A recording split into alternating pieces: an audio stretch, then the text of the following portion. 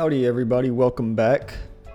So unfortunately last weekend at the premiere I ended up bubbling out of top 16. I got 17th place. I was the only X2 that didn't make top 16, so pretty pissed about that, but that just means that I get to complain. So here's my 17th place Bubble Bozo deck list. Now, I mainly wanted to talk about this because I played Therahart Control, which is a deck that really nobody else brought, I don't think. I looked through a lot of the deck lists. I didn't see it at all, especially not in top 32. There really wasn't much Lunar in the top 32. But this deck was really sweet. And the main reason I brought it is because Dense Fog is such a powerful card right now. It's good against the water deck, it's good against the solar deck. It shuts down random cards in multiple other decks as well. And it's all facilitated through Therahart and Toxiri and Dense Fog. It's like a very fun control deck. So if you're the type of player that likes just kind of setting a bunch of back row and then watching your opponent squirm as you just stop all their plays, this is the deck for you. I'm going to try not to keep this video too long because it is late and I'm a little bit tired. We're going to start off, of course, with the 2 Therahart. So this card says once per turn, you can search your deck for a Lunar counter rune and add it to your hand. And this is fantastic. There's no cost associated with this at all. And it makes this deck very spirit efficient because Dense Fog only costs 1. Rise from the Shadows only costs 1. So this deck is very, very spirit efficient, which is great because you're going to be activating counter runes like crazy. So you need to be able to maintain your spirits. And I pretty much had no trouble with spirits the entire tournament. So really good that Therahart has no cost associated with it at all. The main play pattern you're going to be doing with Therahart is you play it, and if you don't have Rise from the Shadows, you get Rise from the Shadows. If you do have Rise, you get Dense Fog, and then vice versa, right? If you have Dense Fog already, you get Rise.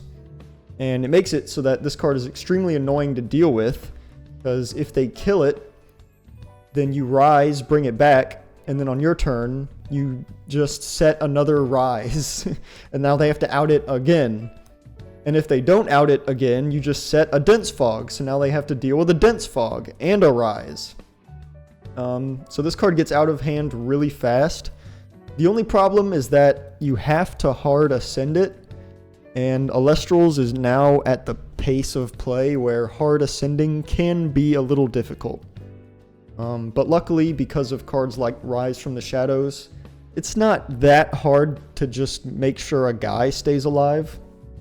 The only problem is Hurricane and Chariot Ride, which hopefully there's a ban list tomorrow. Please get rid of Chariot and Hurricane tomorrow. My god, that is this deck's biggest weakness is Chariot and Hurricane, because you set a lot of cards, and if you can't activate them, then your deck does nothing. Now, Dense Fog is so powerful that not only are we playing Therahart, we also have the 3 Toxiri.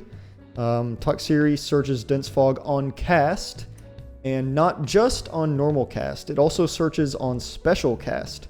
So if you play Toxiri, add a Dense Fog, and you have Rise, let's say they kill it, you can Rise, bring it back, and then search another Dense Fog. So Toxiri can also get out of hand really quickly by giving you a ton of advantage. And of course, Dense Fog is so good, it can stop people's turns a lot of times. Especially with the -2/-2 that Toxiri gives. Now, of course, we're playing a Lunar deck, so we are just playing the Werepup package. 3 Werepup, we're playing OG like a Void because the counter rune immunity does come up still. This even with the Lunar Eclipse. So if you don't know what Lunar Eclipse does, you can target and destroy face-down runes up to the number of lunar Elestrals on your field, and it's treated as full moon. So there's a lot of times where your opponent sets 2, and your only play is Werepup, and it's the only guy you control, right?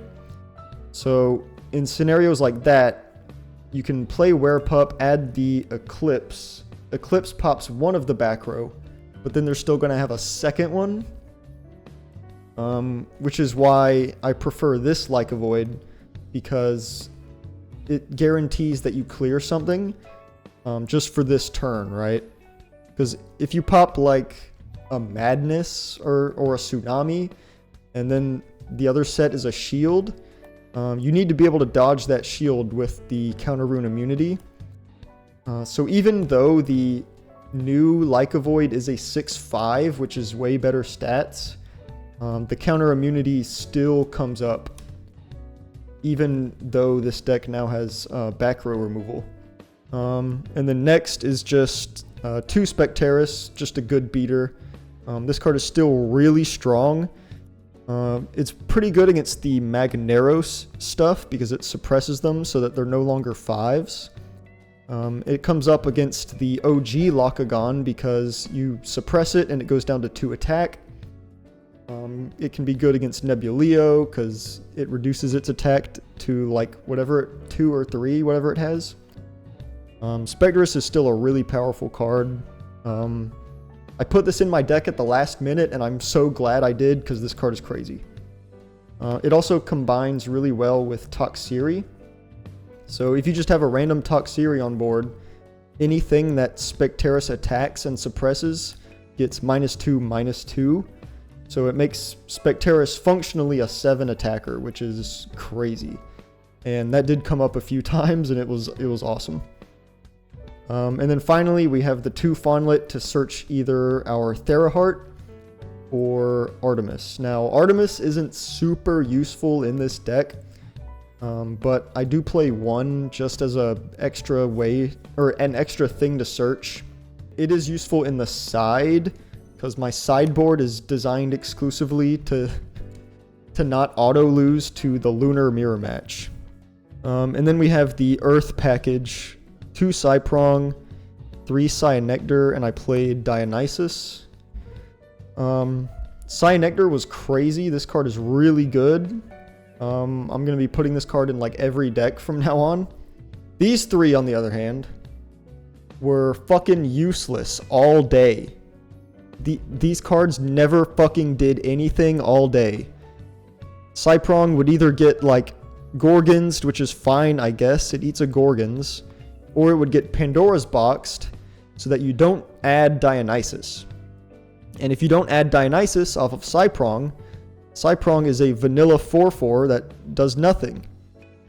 Alternatively, if you draw only Dionysus without Cyprong, which happened a lot, even though it's a 1-of, I don't know how. Dionysus does nothing. This card is extremely useless by itself. So this package was terrible. I didn't use Cyprong's Destroy effect the entire day. It never came up at all. So these cards probably being replaced with, I don't know, 3 Astrabit, 3 Viscerus, like literally anything else. These cards were so bad. Alright, so that's all the Elestrals. Now for the runes, we have 2 Temple. Every time I saw this card, it was really good. Turns out giving your guys +1/+1 is pretty strong when they have kind of low stats. Making Toxiri a 3/5 is really nice. And most importantly, making Therahart an 8/8 is crazy. Having 8 attack and defense is really hard to deal with. And when you have Rise set, they have to deal with an 8/8 multiple times. So Temple is really, really good. I wish there was a way to search it, but in this deck, you're kind of just hoping to hard draw it. PTA, this is our offensive search off of Cyanectar. This card came up a few times. It was pretty nice. And then the 1 Artemis just as a extra search target. It pairs well with Toxiri to be able to drop something by -2/-2. It's okay. Artemis, she's alright, I guess. You can probably play this deck without her, to be honest. And then this deck loves card advantage, so we are playing 2 Nectar. Even with Nectar, I was never low on spirits, because this deck is just so spirit efficient. I had no spirit issues at all day. Earthquake, because we're playing Earth, so why not? And then 2 Ambro. So when I tell you this deck has no issues with spirit management, I only decided to play 2 Ambro, and I was perfectly fine.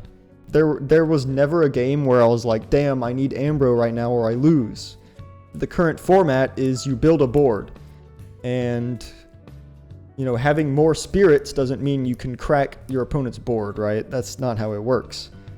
So Ambro, 2 of is fine. Not a super important card anymore in today's meta game, I don't think. And then for the trap lineup, Dense Fog. So you have 3 Dense Fog, you have 3 Toxiri, and you have 2 Therahart, so you're always going to have this card. And it's really good. Dense Fog stops so much shenanigans right now. This card is awesome. 3 Rise, because we just want to stick things on the board. It helps you bring back your Therahart if it gets destroyed. It brings back Like a Void if it gets destroyed. So it just helps you maintain your board state. And again, it only costs 1, so it's so cheap. Because whatever you bring back, you play it with spirits from your underworld, so it's just so efficient. 3 Gorgons, obviously, and then 2 PTA as our going first defensive target from the Cyanectar. You know, I wish I could play Shield in the main, but there's really not space unless you cut something like the Temple. But the Temple was so good, I don't want to cut it at all. You know, maybe you cut the Ambros for Shield, maybe. I don't know. I can try it. Who needs Ambro? You don't need that shit. That card's useless now. So that's all the main deck. Everything in the main deck felt really good except for the Cyprong and Dionysus. Those cards were useless. Just play Astrabbit or Viscerus instead. And then spirits, we have 6 Earth, 1 Zaptor for a card I have on the side, and then I think 13 Lunar, right? Yeah, 13 because that's 7. Spirits were perfectly fine, had no issues. Now the side deck is where things get interesting because I really was hoping to not run into Lunar all day, because this deck does nothing against Lunar. The Lunar mirror match is absolutely horrible, because your entire deck focuses around Dense Fog, right? So if Dense Fog is a useless card because it doesn't affect Lunars, then you need a plan B. And that plan B was that I take out all of the Dense Fog cards and I put in a Posthumous engine. So I think what I did... Yeah. So this is my 8... sorry. You play either or of the Moose. So you have an 8 card side against Lunar. So the shields replace the Dense Fogs. These 3 replace the Toxeries. And then these 2 replace the Temple of the Moons. So you're getting rid of all of the cards that are useless against Lunar. And basically you're just converting the deck into a Posthumous deck. Now I did play against Brewlock round 3. And of course Brewlock is on Lunar. So game 1 I got absolutely washed because I drew like 2 Dense Fogs and a Toxiri, and they didn't do shit. So I lost. And then game 2 I sided into the Posthumous stuff, but I got blown out by a really really well-timed lunar eclipse and then just kind of died, so it is what it is. But this deck does need things in the side if you run into the lunar matchup, because Dense Fog is not going to cut it against the lunar matchup. So these cards, that's what these cards were for. And then I played one of each moose in the side just because these are interchangeable depending on the matchup. Like if I'm playing against a solar deck, I would much rather have the champion moose because it just kind of negates all their stuff. So they can't Nova Core, they can't Celeste Leo, they can't Leo Bright. It just depends on the matchup. 2 Boombat. This is what the 1 Thunder in the Spirit deck was for, was the 2 Boombat. Because I just really wanted more removal, and I had the Laurels as well. And then finally, Pandora's Box, just for like, you know, bullshit combo decks or bears, whatever. It's okay against Aphrodite as well, because it stops the foamy searches. It also stops the Aphrodite search, so it's fine.